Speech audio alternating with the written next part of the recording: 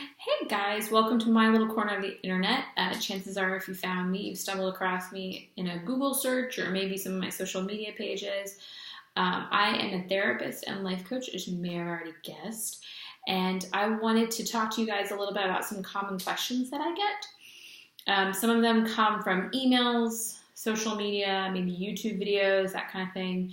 By no means are these all the questions that I got, but these seem to be the most common as of late, and also do more of these videos if there seems to be a demand for it. So feel free to put more of your questions down below. If you're watching me on my website, you can always email me.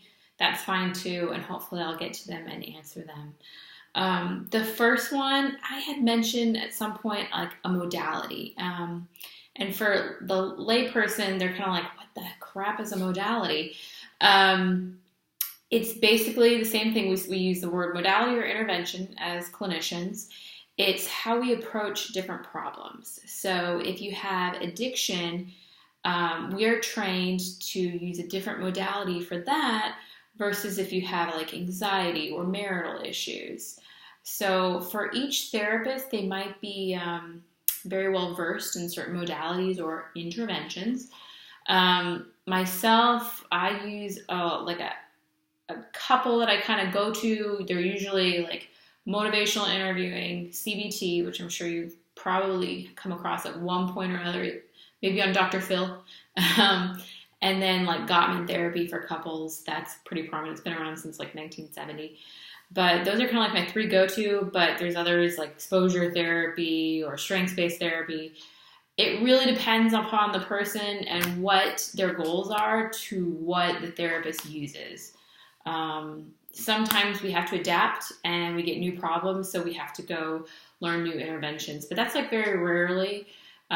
Usually the tools, or at least in my case, the tools that I have will be able to assist you in any of your goals. Next question would be like, what's your favorite kind of client? And that's a tough one because I love all the different variety that my job affords me. But I would have to say my favorite client would be someone who's really driven to achieve their goals. Someone who's okay with making mistakes, wants to try things. Sometimes I have a tendency to give people like homework. Usually what that means is like an extension of the therapy, so they go try something that gets them closer towards their goal. So anytime someone is game for that, to try homework, even if they're hesitant, always a plus. And someone who's honest. You would be surprised how many people lie in therapy. It's so not uncommon. It's a coping mechanism. And I don't take offense to it at all. It just proves a little bit more difficult for us as clinicians to get to the root cause of the problem if the person's not being honest with themselves. But it's completely understandable. It's very natural for some people to not be totally honest. And quite frankly, you're being very vulnerable with someone that you don't know as well as a friend or a family member. So you might not be completely upfront in the beginning. But one hope is that, eventually with rapport building and how we relate to each other in therapy or coaching, you'll let down those walls and barriers. So that's kind of my ideal client in a nutshell. The next question is, are you the epitome of great mental health? So people have kind of said this to me, like joking, I think, but also half serious. I don't think any therapist is the epitome of great mental health, or any human being for that matter. But I try my best. As therapists, we have to kind of be on the ball with our own mood stability, because every day we go in and we might be triggered by something someone says, or we take in all this kind of pain, trauma, grief. So you can't already be struggling yourself to that high of a degree, because then we just wouldn't be good to anybody. So we, as clinicians, have to balance that line of self-care and not taking too many clients on. Or I've had moments where if I have had an emotional event in my life, I will not take those clients the next day and reschedule them, just because, one, I don't think I would be my best self, and you guys deserve that. And two, I'm allowed to process my own grief or anger or anxiety just like anybody else. So no, we are not the epitome of great mental health, but there does need to be a certain standard in order to do this day after day and not have our own issues come awry. So that's kind of my answer for that one. I do have my own anxiety at times, which I've kind of been forthcoming to people about that. That's part of the reason I went into this field, among many other things. But I've had people ask, like, what do you do for your anxiety? Well, a lot of my go-tos as of late has been exercise. I know I sound like a broken record because I'm sure you've heard it before, but exercise is amazing. Yoga, just regular cardio, HIIT, high-intensity interval training, anything that really just gets those extra energies out is awesome. What other go-tos do I have? I like to reframe my thoughts, thinking, is this going to matter in a year, a month, 5 years? What am I really upset about? What am I really anxious about? Would my friend agree with this problem? Like, if I don't think I'm that good at something, would someone else that I trust, have something else to say about that or counter that? So it's kind of reframing in a nutshell. What else is my go-to? I know some things that have helped for other people. Medications, that's something that's helped. Some people have their own views on that. So if you're not for medications, completely understand. Some people do strictly psychotherapy, which is just, having a therapist and talking, and that seems to help. Some individuals do with the new thing of CBD that's come out, that's proved beneficial to some. I've heard other people say, it's a placebo effect, while others swear by it. So it really depends on where you're at in your belief system. If you do want to try that, I believe one of the better brands is Charlotte's Web. That's a good one.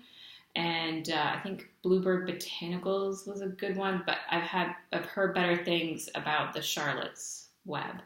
If you're interested in medications, I can refer to you to a great psychiatrist. If you want to message me or email me, you could always do that.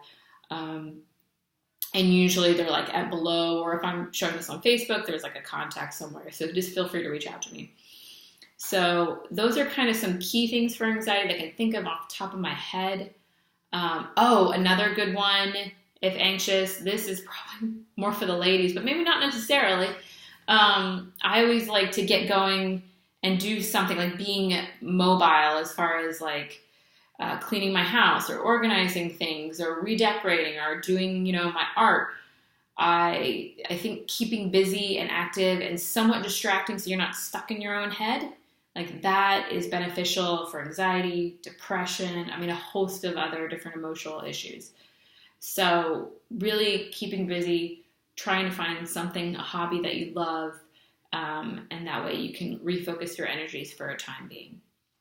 The last question I've got, again, I don't know if people are being serious on this one or really inquisitive, nature versus nurture.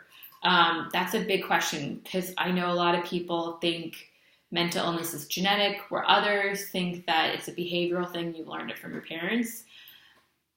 Honestly, there's so many different experiments that could, refute the other one, support it, and some things you need a little bit of column A, a little bit of column B. To be quite frank, I'm a little bit lean towards the nurture department, just because of all the trauma that I've seen and the cycles that I've seen.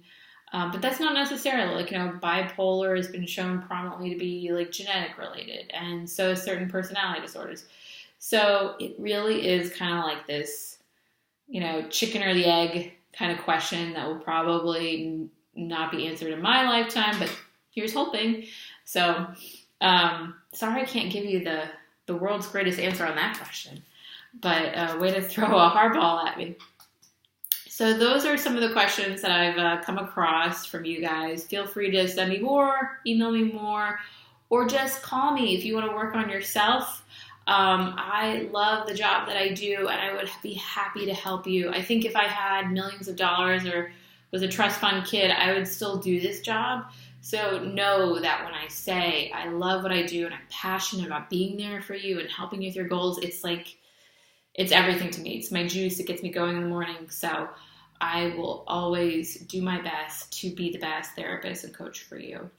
So again, as I think I've mentioned a couple times in this video, questions, comments, concerns, feel free to contact me. And I will be happy to reach back out to you as soon as I can. Thanks for listening, and I hope you have a fantastic day.